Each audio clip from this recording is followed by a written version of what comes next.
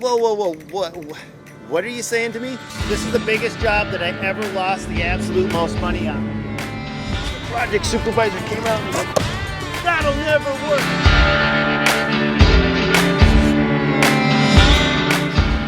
All right, guys, so this is the Menards Superstore, and this is probably the first biggest job that we ever tackled. And the contractor we worked for wasn't ready for us to come in with as little experience as we had. So this entire thing I'm going to blame right on myself. I took on doing all of the excavation, site prep, and earthwork for this job with just a single excavator, a skid steer, and a dump truck that was way older than I am right now. And one of the jobs we had to do, and the way we did the job really torqued off the project supervisors out here. We were actually bringing old farming techniques that I had learned growing up and road construction techniques that I had learned by jumping on the sill of dump truck doors and talking to inspectors while they were actually building and prepping roads. And I thought, well, if it works there, it'll work here. But it didn't match the preconceived notions that the project supervisor on the site was expecting to see, and rightfully so. A good example would be the footings of this building. All had to be compacted to a minimum of 97% standard Proctor density. To hit that compaction level, what I would do is I would use the same techniques that I seen them use on roads, where we would use compression compaction. And we would fill the footing up, we would pack the lower levels, but as we got to the top, instead of using a regular standard compactor, I would fill up my old 1976 white Road Boss dump truck filled to the brim. I mean, the truck would legally haul about 53,000 pounds. We had to have closer to 60 to 70,000 pounds on it, just mounded the dirt up. And then I would go around every footing, because this building has columns throughout the entire thing to hold the roof structure up, not just the perimeter, right? And so I would fill that truck up and I would drive it around all of the footings. And the project supervisor came out and was like, that'll never work. What do you think you're doing? And I'm like, I bet it'll work. Just give it a chance. And he's like, that's not how you put in a building. This is not going to work. It's going to fail. And I says, well, it's got to be tested anyway. We've got to have verification that we're hitting that 97%. So just test it. Just check it out and do it. Well, unfortunately, what happened was I didn't hit 97%. I hit 107%. I went way over on my compaction. And I say unfortunately because what I did by going way over was I entirely proved this project supervisor wrong. And that doesn't give me an advantage, that actually gives me a disadvantage, because even though I proved him wrong, I've also successfully pissed him off. He's no longer in my corner on this job site.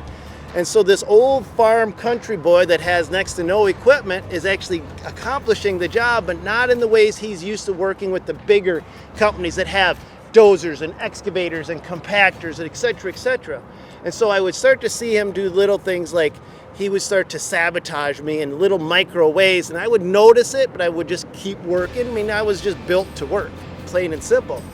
But a big red flag popped up one day when he came in and we were prepping the inside of the entire building. Now, this is a Menards Superstore, so this is a massive amount of space that we've got to prep.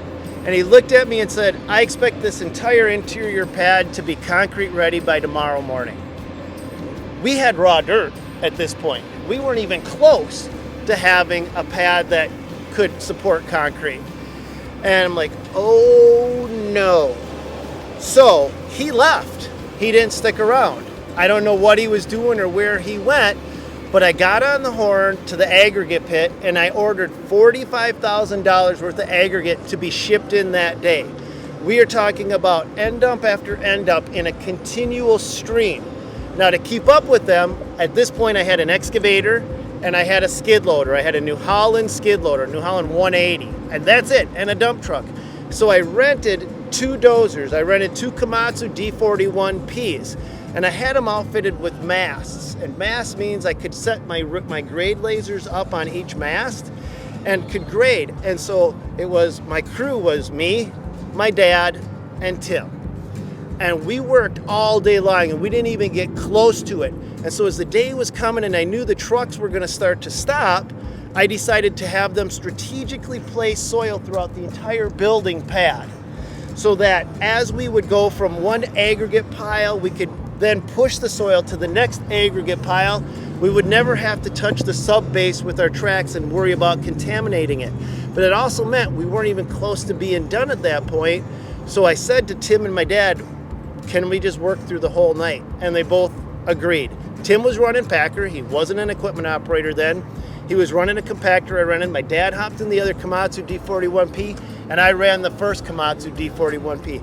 And we never missed a beat. We went from all day through the evening, through the night, to the next morning. And the next morning's when I figured out what this supervisor did when he left.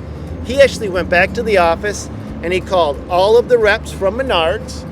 He had them come out with him. He had every person inside of the office that was his superior come out to the job site with him, because his plan was to come out and show that we weren't capable of handling this project and have me fired.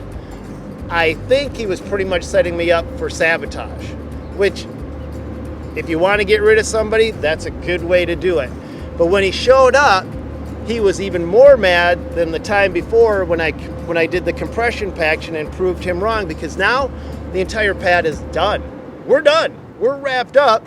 We're looking at each other sitting on our dozers going, what do you want done next, boss? And he's like, how did you do all this? I said, we just worked all night long. And he had the whole entourage, and the entourage looked at him and goes, what's wrong with this project? What's wrong with this contractor? And so we then again, we didn't make a friend, we actually made an enemy. And these aren't good things, these are just real things. And what I learned from that is, just because you have a project supervisor doesn't mean the project supervisor is automatically going to like you, and it doesn't mean they're going to have your best interests in mind. I learned that you've got to treat each person individually and understand that some of them are going to favor you a little bit more than others. Maybe I'm wrong with that, I don't know, but that's my story with the Menards Superstore. Holy crap. What? Just one story. That's like, yeah, it was a good story. You want to go to the next one?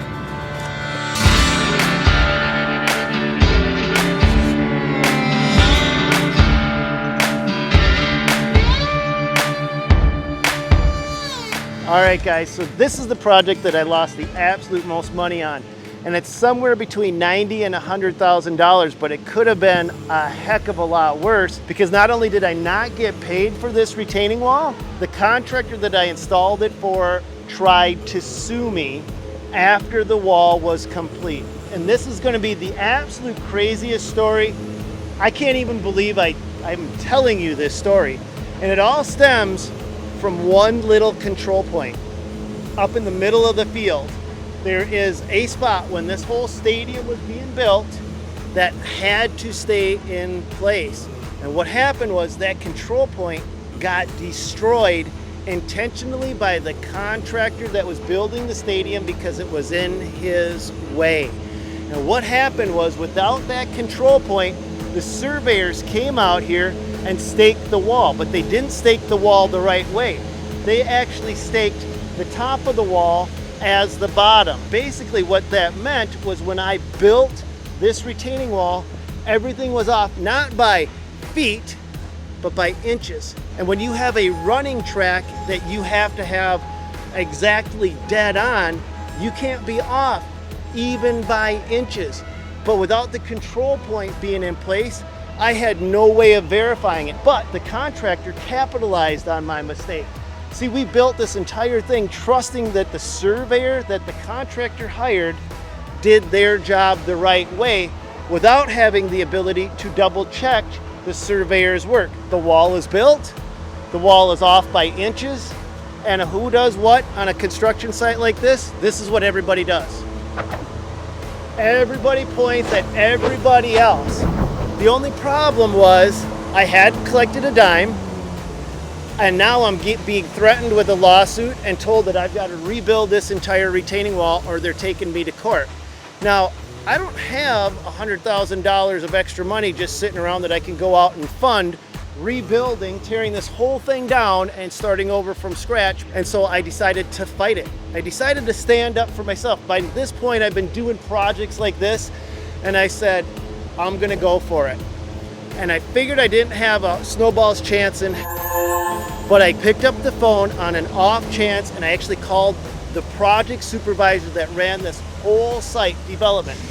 He worked for the company that employed me that was suing me. And I said, by any chance, would you verify that the control point was removed? And he said something that absolutely stunned me. He said, I will. Now this guy's putting his job on the line. And I'm like, what's that? He's like, I will. I will verify that the control point was removed. And I'm like, the heavens opened up. I'm literally going, this dude, this complete stranger is going to save my hide, because not only at this point am I not getting paid, I'm getting sued to rebuild this wall, and it would have crushed my company. I didn't have the wherewithal or the funds to be able to do it. And so with him on my side, we were able to defray the entire attorney's cost. Everything went from going from a court fee to being settled out of court. But I still, at that point, I still lost, because here's where it gets sad. Here's where it gets where I should have taken more initiative. My attorney is telling me this is a slam dunk, we're going for it. I'm thinking, all right, I've got $90,000 I've lost at this point. I know that the contractor is going to countersue me, and I know that a judge that doesn't know construction is going to look at this, and he's not going to understand all of the parameters. So he's going to make a judgment somewhere probably in the middle. And so there's still a chance that not only do I not get paid, but I could end up repaying, because the tear down and the rebuild costs more than the initial build. And so I said, I just want away from it, because now I'm weighing the value of my own time. Is my time going to court going to be worth whatever I could potentially recoup, or can I make more money by being more productive on a different job site? And so instead of fighting it all the way to the bitter end, I kind of caved. I let the contractor not pay me the $90-some thousand he owed me, but he didn't also get to sue me anymore. And it's all because of their project supervisor doing something that I never thought would happen and going to the side of one of the subcontractors. It was awesome.